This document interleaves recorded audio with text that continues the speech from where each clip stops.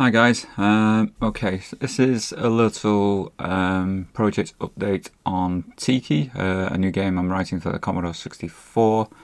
So this is preview 3, and this is just going to be a bit of developer chat this time around. First time I've done this on my YouTube channel, but it just gives people a little bit of insight as to what's going on rather than just reading a bit of text in the actual description of the video. So I thought I'd go through this and just basically give an overview of Tiki for those who are not familiar with Tiki and who he is. There's a bit of background obviously to Tiki. Tiki is a character who came from a game called The New Zealand Story, which was designed and released by Taito Corporation back in the 80s, 1988, as the little copyright says so on that screen there.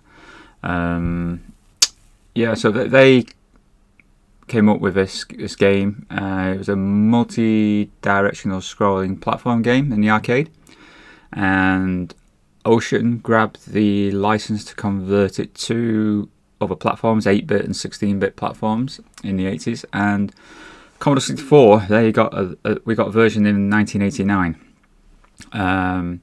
Now, it was given a good review, I think, by the magazines at the time, but on reflection, it was probably a bit of an over the top rating. Really, I think it was given something like 91%. I think in Zap64, which was yeah, it was when you see it, if you've never seen it before, and I'll show you a brief bit of this soon. The 64 version was a bit of an anticlimax in that the main character, the main protagonist, which is Tiki, which is the little yellow kiwi that you can see on screen there, it looked nothing like what he does there, and this is the bizarre thing about it, and my annoyance and frustration with the game at the time. I don't know what happened on the 64 version, but out of all the versions that were ever released, I think the Commodore 64 was probably the one that never got Tiki looking like it should have done in the arcade version. So I do not know what happened. I've not spoken to Steve Wahid, who did the graphics for the Ocean version on the 64. Bit of a checkered history of the 64 conversion, because it was actually originally going to be done out of house by a company called Choice Software, and they did start it. And there's a preview of it on the games that weren't 64 site, and I think I've spoken briefly on Facebook to one of the guys who was actually working on it.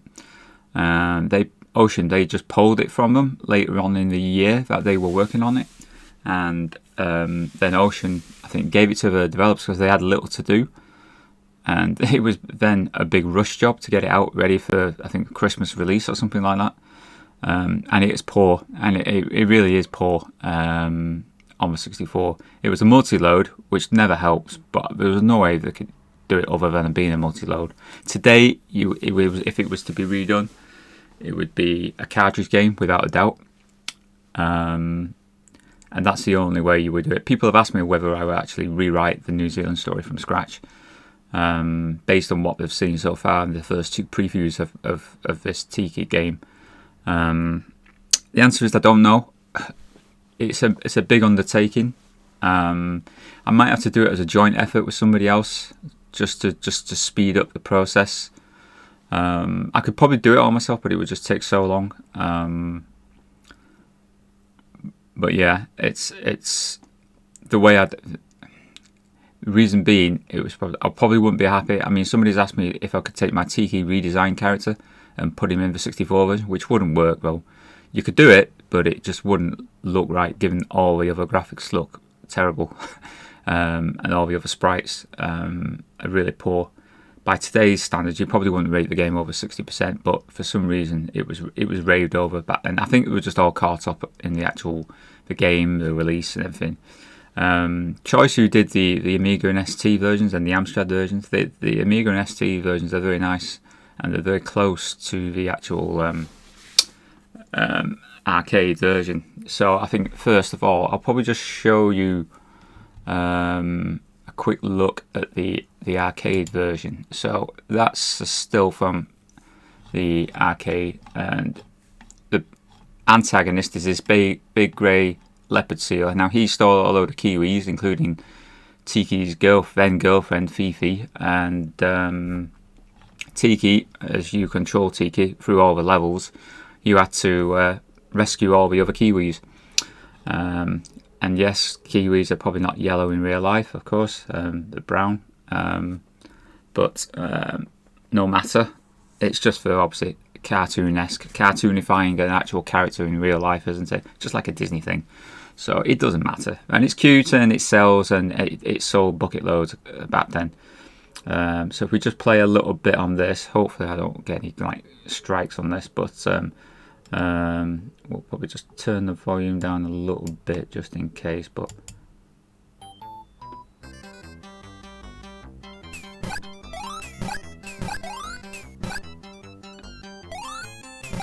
yeah, so you can see how he moves around, how he jumps, Tiki, and obviously you got these lovely little bizarre creatures all over the show, and then you can go from arrows, bombs,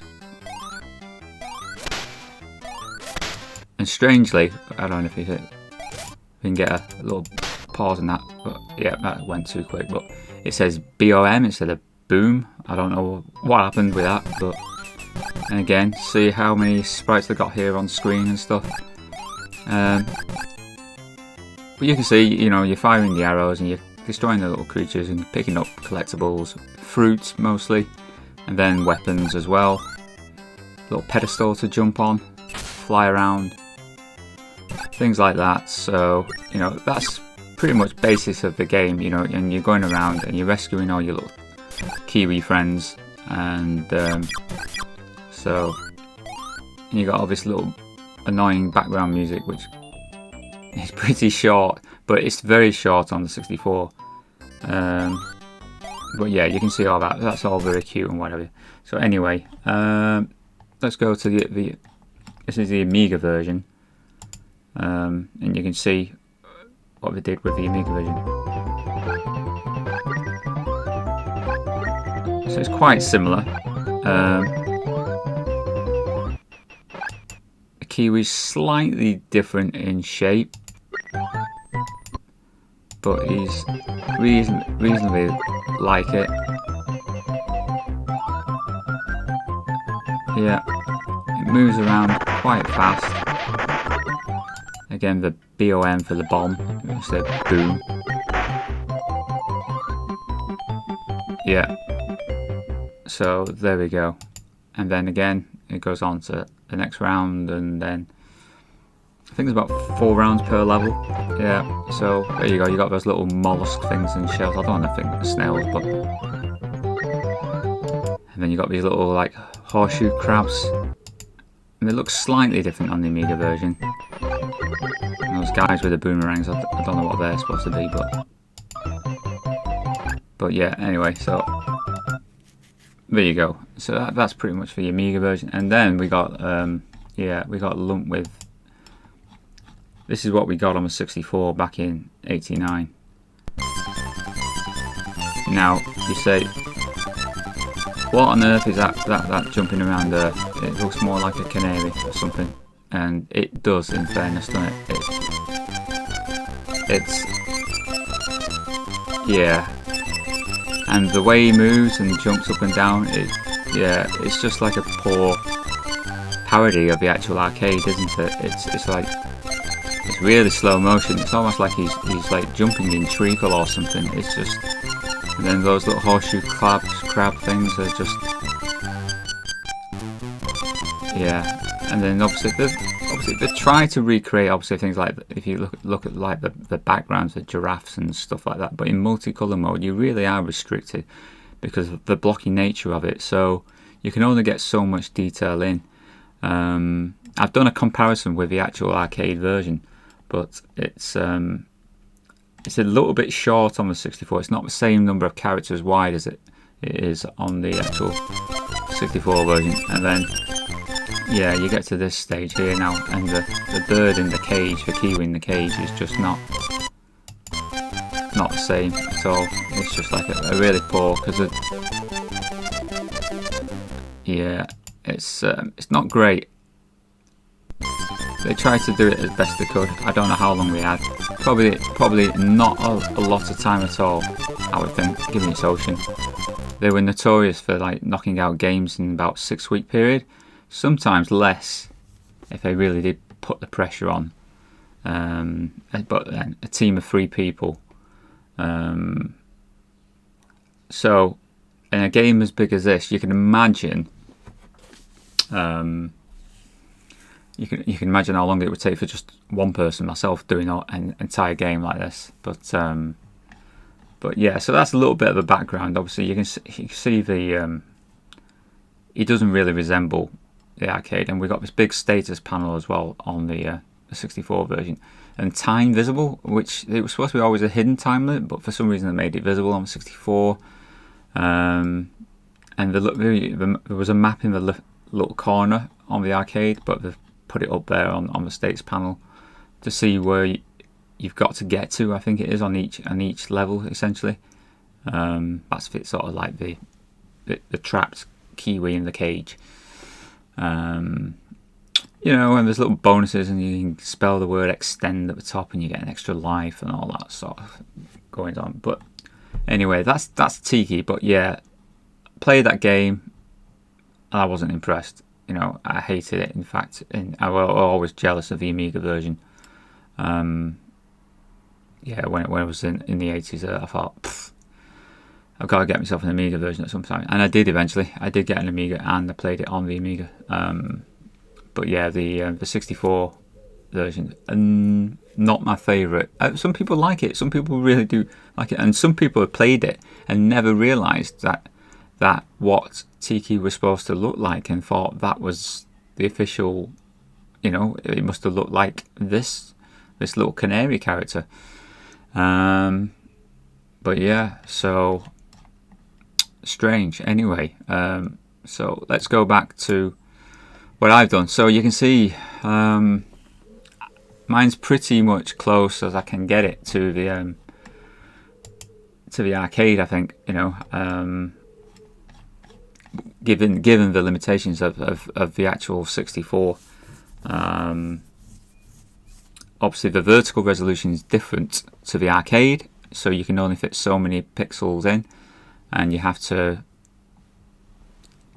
just do like an interpretation. There's no way you can just get it pixel for pixel, because 64 doesn't have the colours and the resolution.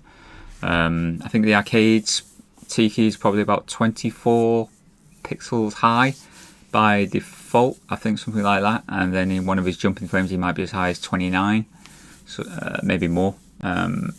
So there's no way you can cram that into 64, and somebody did on Twitter accuse me of ripping off the arcade graphics, but that's a load of crap. And I asked him, I said, what do you mean by ripping off? And then he went silent. So but yeah, I know people do these things, and it's disappointed. It's not a scrolling game like it is in the original. But this is my own thing. I'm doing my own thing here.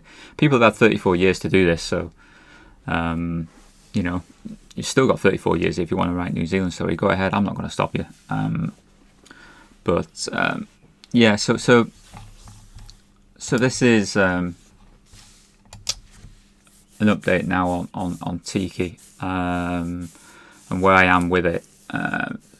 So the story for this one is Tiki now has a daughter. Him and Fifi got it on, got married. Well, hey, and yeah, and unfortunately,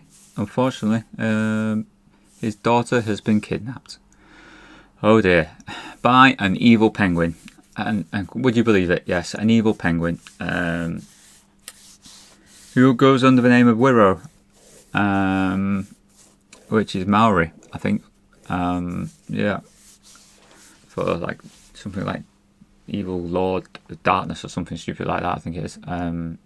Not to offend anyone who's Maori, sorry, not stupid. It's just, that's what it is, I think, something like that. Yeah, so yeah, I forget his exact name. I'll have to find that, but yeah, I think it's Karano Kitano or something. We got yeah. But anyway, So he's got to then get his daughter back, and the idea is Wiro set him a challenge of finding some treasured eggs, because he's a bit partial to eggs.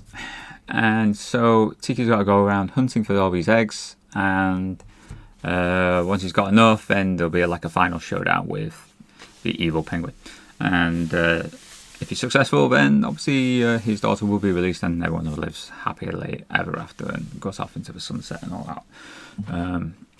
So that's sort of a little bit of background overview type thing. This title screen I've just put in here now for this preview. This is just a bit of a mock-up. This could change 10 times over by the end of the actual release of the game. But I just had to do something, because it's better to get these things into a game from the start rather than trying to fit them in the end when you're running out of code. I found that with the last game pretty much, and although I did have a title screen, but all the other little bits which I didn't put in because I was concentrating on the game so much, you just run out of memory, and that is the limitation. You've got about 64k memory, and you've got to really think about what you want in it and how you're going to do things and organise right from the beginning. So if you're ever thinking of writing a game on the 64, I know a few people have asked me what's involved and what have you, but it's planning it out a little bit. I mean, my planning tends to be little sketches on pieces of paper, but I generally know what I want going into a game, what I like to see. I've got plenty of ideas floating around my head all the time. Yeah, it's like I say, so plan it out to some degree, I think, is probably my advice, especially after my first game, Quasimodo's Christmas Caper, which has been, you know, that was a relearning experience after 30 odd years of not touching a Commodore 64 in programming terms, and I have to be pleased with it overall, because, you know, it's my first game really. Always wanted to write a game, and that was it. And yeah, happy enough with it. You know, it's people have bought it, have you know, really liked it, praised it. I don't think anyone's really said anything really nasty about it. Nobody said I want my money back, I don't like it. You know, everyone's been pretty pleased with what we've got, and they're happy enough that I put out updates to it. So yeah, it's what it was. It's the first one, and a lot of code from that game has come into this game, but improved upon further. So it's very similar in the way it's laid out, in terms of this is another single screen platformer game, just like Christmas Caper, but with a few improvements, like I say. So I mean, what can we see here at the moment? At the moment, we've just got this static title screen. There may obviously be a high score screen here. There'll probably be, obviously, there'll be some music, even because it says music. So there you go. There will be music. And apologies if there's any other background noises buzzing in here today. There's it's one of us. I can't do anything to control wildlife and neighbours, unfortunately. So so we'll get through this anyway, best we can. Just in case you heard anything in the background, that's all. And right, next, yeah, so this screen could obviously change. We've got the scrolling cloud moving across the screen there. The water, there might be some shimmying effect on the water a little bit. We got obviously one of our little critters from the arcade version, obviously, that was said, the little horseshoe crab, who's moving back and forward at the bottom there. And we've got a bit of status panel. We've improved that from preview 2. We've got a bit of colour on the actual score and the lives counter, and yeah, and we've got some sprites up there as well. So we've got a clock which represents your timer, and we got what looks like an egg, and it is an egg, and that's what you've got to collect. So that's the egg counter. These treasured eggs that you've got to go and find. Your energy meter. So if Tiki takes a hit, then his energy will diminish a bit, but it's better than just losing a life instantly, I find. So if a projectile hits you, then you just lose a bit of energy, and then obviously you can top that up. You can get collectibles, fruits, and that might top up your energy. There'll be things to collect as well. And then obviously you get so many points, you'll probably get extra lives. It's all standard stuff that you would expect to find in a game. A single player game. I'm hoping it'll be just a single 64 load. I don't know how big it's going to get. It could be. In my head, it was going to be 4 levels with 3 rounds per level with interlinking bonus stages. However, it may be different. It may. I don't honestly know at this stage. It's too early to say.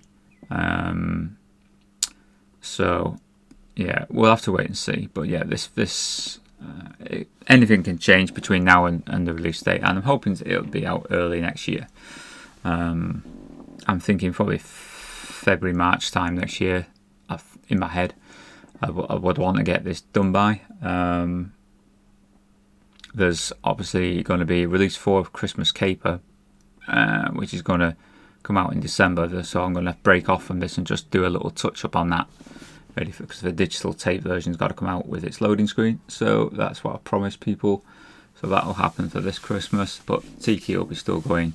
And then there's obviously other games which I'm working on, which is like Hunchback, Redux, and there's Jungle Jeopardy, another Quasimodo game.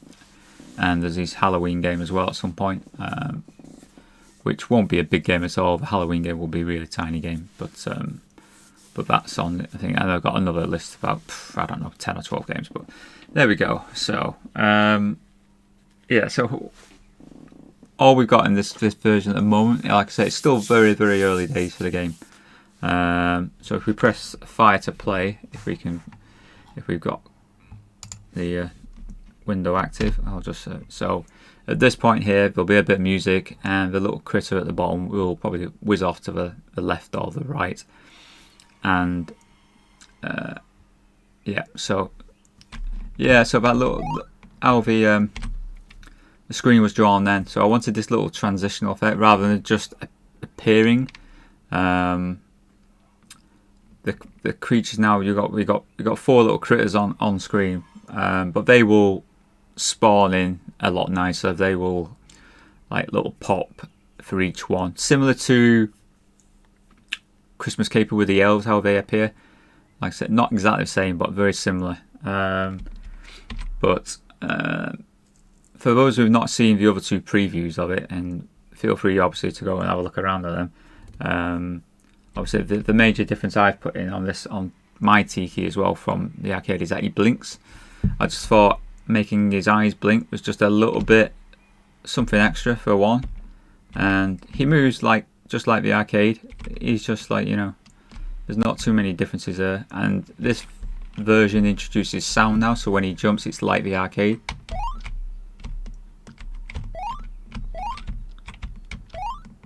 Yeah, so, and the change from preview 2 is that he looks forward as he's landing on a platform now, which was different to the previous version because I think I just had his wings when he was falling, but his wings only appear when he reaches what I call terminal velocity. So if he's fallen from a great height, yeah, and then so if we, yeah, so you saw his wings a little bit there. If you can get more, there you go. Yeah, so that just sort of gives you an idea because he's moving around pretty much like spot on to the arcade, I think, really. I don't think I can probably get him that much better. There may be a few like a little odd pixel I might have to change occasionally, just if, but I think he's pretty much pixel perfect as I can get him, especially in his walking and his jumping frames now. So yeah, and he obviously fires his bow.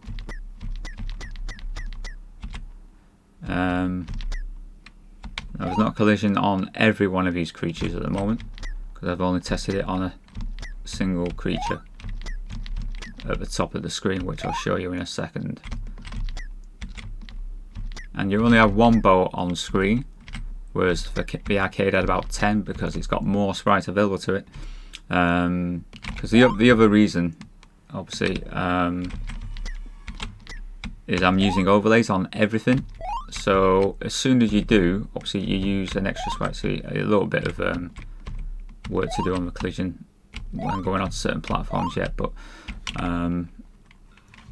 yeah, so that arrow sprite is actually 2 sprites there because it just gives it the same look as the arcade. It's pretty much spot on.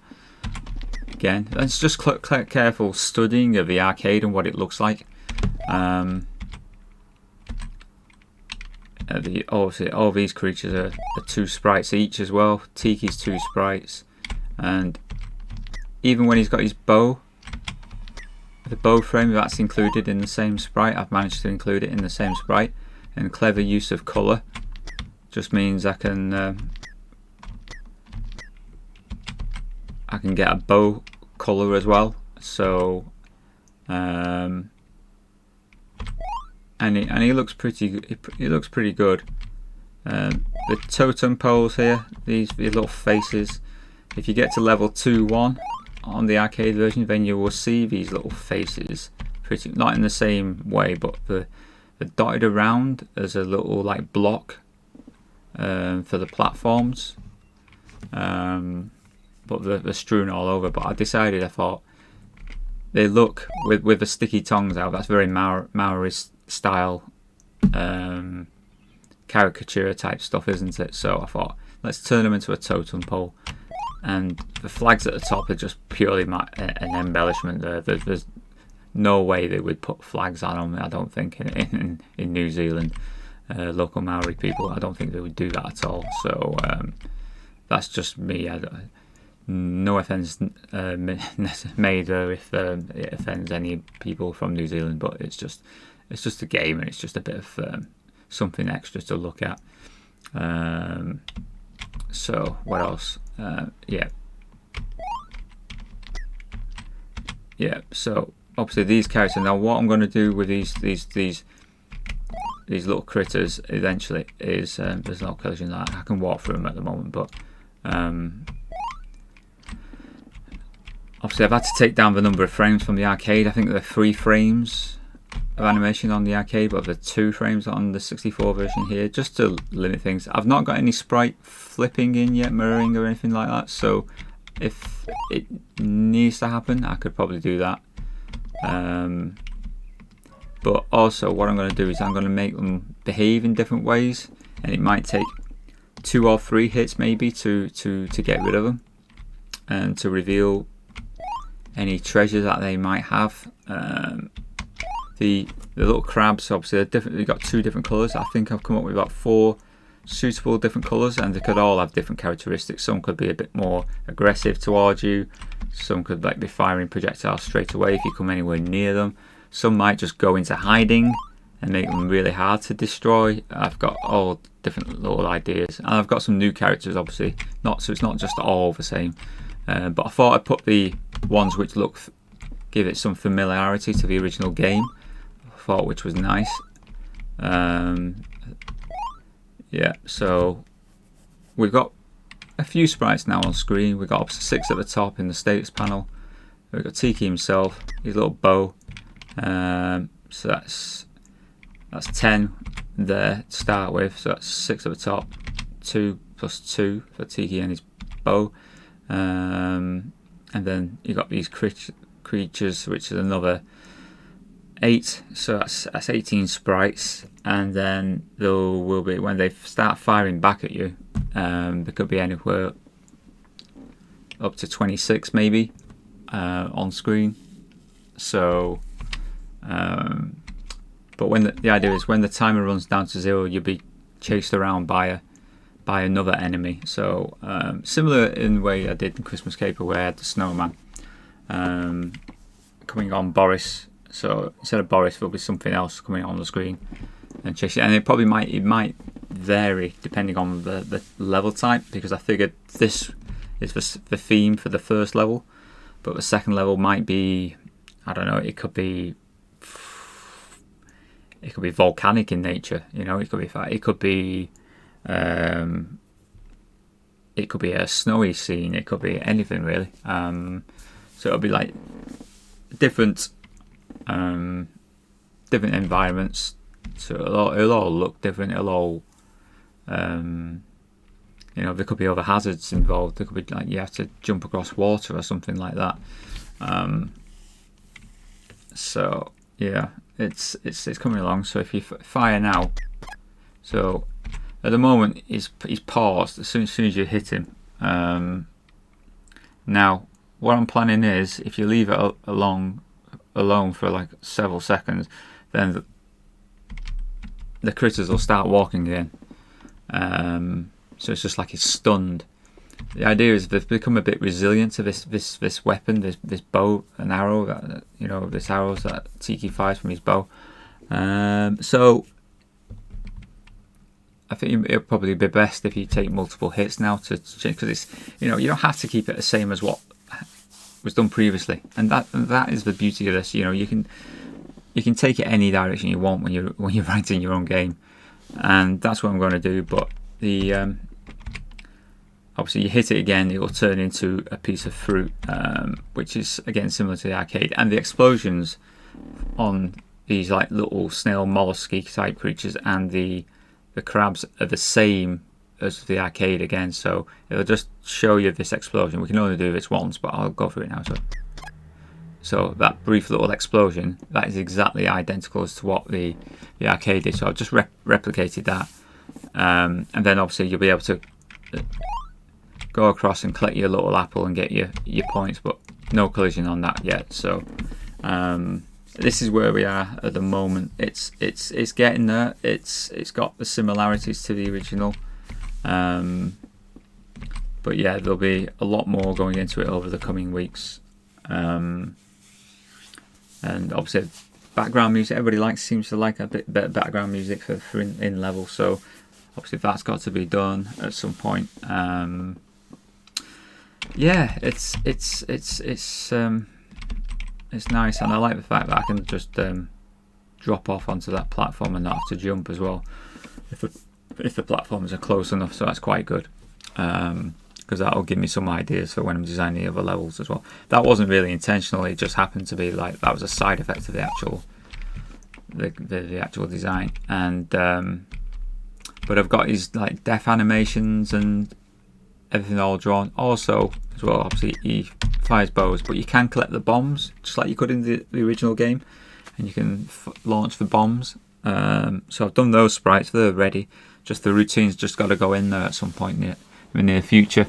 But yeah, it's shaping up. Let me know your thoughts on it, or what you think it's like, and whether you're looking forward to seeing it playable and what have you. But yeah, I mean, it's where can it go? There's lots of little things. I think there's going to be a cave section as well. So at the end of the level, you will get to like one of the bonus rounds is like a cave section where he's got to go through, and I'm going to give him a little head torch. I think that might look cool. So he's walking through the caves in the dark, but you'll have a little head torch, so that'd be quite funny, I think, to see that. And one of the other bonus rounds, he's flying through clouds on a pedestal, and he's got a load of insects to contend with, and they'll be firing pollen, 2 different types, some nasty and some good, and you'll be able to collect the pollen as a bonus for completing it. You know, so there's a raft of ideas at the moment. It's all just in one big pot, and it's just going to be a case of whatever emerges. So you know, we'll make it into that final game. But yeah, lots to do, and lots of things to come, updates to come. So yeah, and that's the other thing now. Yeah, Tiki can fire with his bow when jumping. He can't fire when falling. I've changed that from the arcade because it doesn't make any sense if he's got his wings unfolded. It just doesn't seem right. I mean, why would you fire when you got your wings? Because technically you can't hold on to a bow if you've got your wings unfolded. So, but yeah, it's just one of those little things I've changed. But it's getting there. I'm pleased enough with it. It's only my second game, so you know. can't be expecting anything to the quality of like Antonio Savona or people like that, you know, with Pig's Quest. It's not a Pig's Quest beta for crying out loud. So not yet at that level. Still learning again. But yeah, it's coming along, and looking forward to producing this, and looking forward to hearing everybody's thoughts and opinions on it. It's on its way, I think, to being an enjoyable little single screen platform game, if that's the games you like. Obviously, if you don't like single screen platform games, then sorry. But yeah, I mean, I do plan other games in the future, types like shoot 'em ups and what have you. I've put little snippets of bits on my YouTube channel, so you can check up other bits of things that I'm planning. But yeah, it's lots of things to do. But there we go. There's Tiki, folks. Anyway, little progress update for you, preview 3. Hope you like it. Yeah, so yeah, feel free to give it the like and the subscribe if you haven't already, and I'll probably catch you in another update. Hopefully not too long to the next one. Okay, so thanks again, and I'll see you soon. Cheers now.